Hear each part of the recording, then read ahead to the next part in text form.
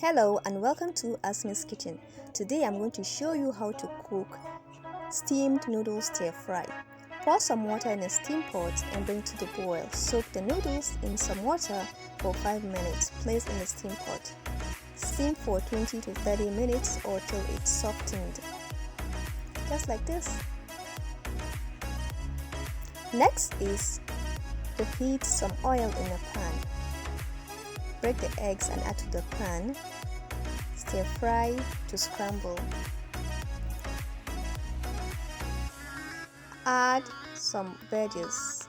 I use onions, spring onions, tomatoes and boiled green peas. Stir fry for a few minutes. Season with the noodles seasonings and add some Asmi's Kitchen mix spices, curry powder and also ground pepper. Stir fry. Pour some water. Use a measuring cup.